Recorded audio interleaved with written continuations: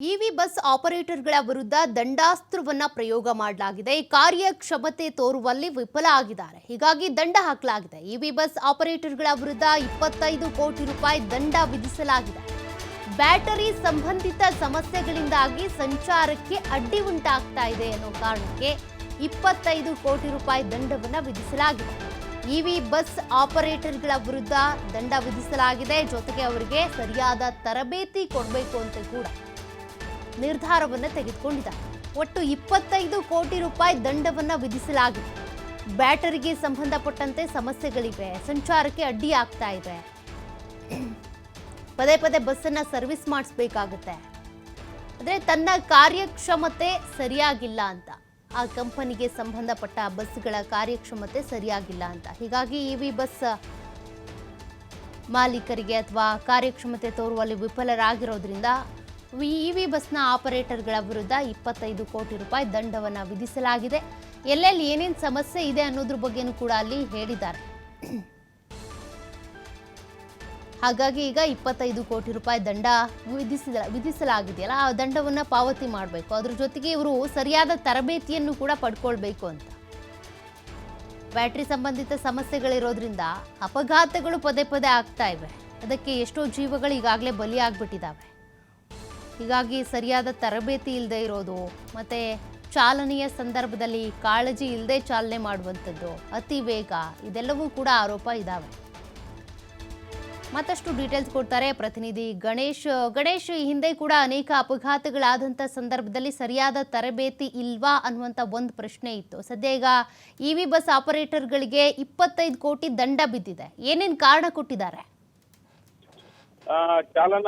ಮೊದಲನೇದಾಗಿ ಚಾಲನೆಯಲ್ಲಿನ ನಿರ್ಲಕ್ಷ್ಯತನ, ಹಾಗೇನೆ ಬ್ಯಾಟ್ರಿಗಳು ಹಲವು ಕಡೆಗಳು ರಸ್ತೆ ಮಾರ್ಗ ಮಧ್ಯದಲ್ಲಿ ಬ್ಯಾಟ್ರಿಗಳು ಕೆಟ್ಟು ನಿಲ್ಲುವಂಥದ್ದು, ಅದರಿಂದ ಹಲವು ಅಪಘಾತಗಳಾಗ್ತಾ ಇರುವಂತ ಕಾರಣ. ಹಾಗೇನೆ ಸರಿಯಾದಂತಹ ಒಂದು ತರಬೇತಿ ನೀಡದ ಚಾಲಕರನ್ನ ನೇಮಕ ಮಾಡ್ಕೊಂಡಿರೋ ವಿಚಾರ ಸಂಬಂಧಪಟ್ಟಂತೆ 3 ಕಂಪನಿಗಳಿಗೆ ವಿವಿಧ ರೀತಿಯಲ್ಲಿ ದಂಡವನ್ನು ಹಾಕಿರುವಂತದ್ದು. ಸರಿಸುಮಾರು 11 ಕೋಟಿ 11 ಕೋಟಿ ಹಾಗೇನೆ 30 ಲಕ್ಷ, ಇನ್ನೊಂದು 8-9 ಕೋಟಿ ಹಣವನ್ನ ಏನು ದಂಡವನ್ನು ಹಾಕಿರುವಂತದ್ದು. ಒಟ್ಟಾರೆ 25 ಕೋಟಿ ಹಣವನ್ನ ಈಗ ಇವಿ ಬಸ್ ಆಪರೇಟರ್ ಮಾಡುವಂತಹ ಕಂಪನಿಗಳಿಗೆ ಹಾಕಲಾಗಿರುವಂತ ದಂಡ. ಈ ಹಿಂದೆ ಹಲವು ಅಪಘಾತಗಳಾಗಿತ್ತು. ಅಪಘಾತಗಳಲ್ಲಿ ಸಾವು ನೋವುಗಳು ಸಂಭವಿಸಿತ್ತು. ಇದಕ್ಕೆ ಸಂಬಂಧಪಟ್ಟಾಗ ದೂರುಗಳು ದಾಖಲಾಗಿದ್ರು ಕೂಡ ರಾಜ್ಯ ಸರ್ಕಾರಕ್ಕೆ ಯಾವುದೇ ರೀತಿಯ ಅಧಿಕಾರ ಇರಲಿಲ್ಲ. ಯಾಕೆಂದ್ರೆ ಕೇಂದ್ರ ಸರ್ಕಾರದ ಒಪ್ಪಂದದ ಮೂಲಕ ಸಬ್ಸಿಡಿ ಮೂಲಕ ಇದು ಏನು ಎಲೆಕ್ಟ್ರಿಕ್ ಬಸ್ ಆಪರೇಟ್ ಆಗ್ತಾ ಇರುವಂತದ್ದು.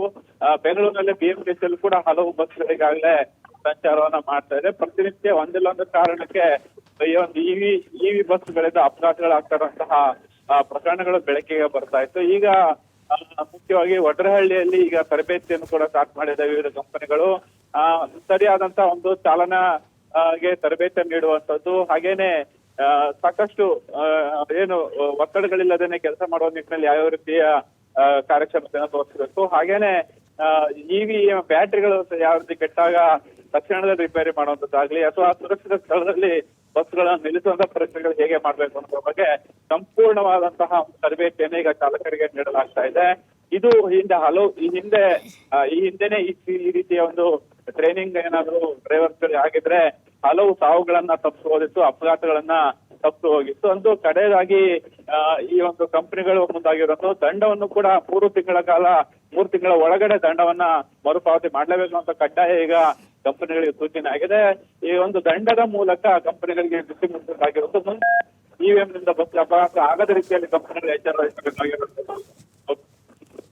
ಓಕೆ, ಥ್ಯಾಂಕ್ ಯು ಗಣೇಶ್ ಮಾಹಿತಿಗೆ.